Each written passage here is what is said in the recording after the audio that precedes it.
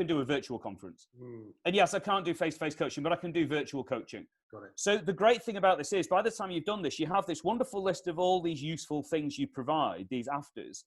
And on the other side, you've got this list of ways that you can still provide them, even though there's a lockdown. And so when I'd done this, I had these 20 things people might benefit from, and I had 17 different ways I could deliver it. So my confidence goes through the roof because I know that it's not in an arrogant way. It's just that I've got stuff people need and I've got 17 choices to how they get it.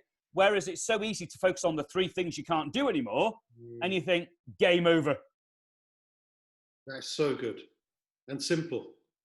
Yeah, most of my stuff's simple. I was given I think this was a compliment from one of my customers. He said, everything you say is annoyingly simple. And I can never work out if you're a genius or a simpleton. And I said, well, the fact you've got some doubt is better than what most people have, I think. So a couple of others from Snowball Effect. Creating engaging titles. Why is that important today with marketing collateral, social media, presentations? Why is this important? So many people get this wrong. Yeah, they do get this wrong. So your title is your prime real estate of your communication. And if you don't want to use long words like that, it's your first impression. So if you send me an email and it's called FYI, the first impression I have is, I can't bother reading that. I mean, with respect, Reg, if you email me something FYI, I don't say, oh, Emma, look, someone sent me something FYI.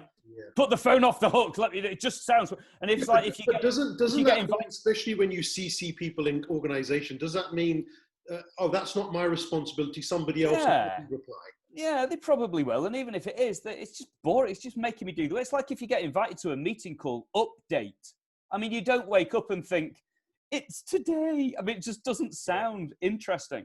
So the golden rule with titles when you're writing and your opening sentence when you're talking, it's your first impression. It's your prime real estate. It's got to be good.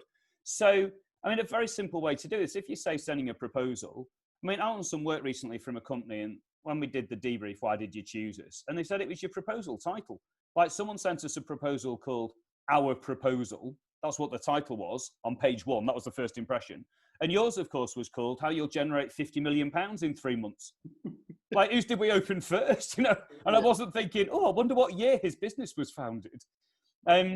So a very simple thing, if you're sending an email to someone and you were going to call it, I don't know, today's meeting or something, just call it today's meeting dash a quick question ...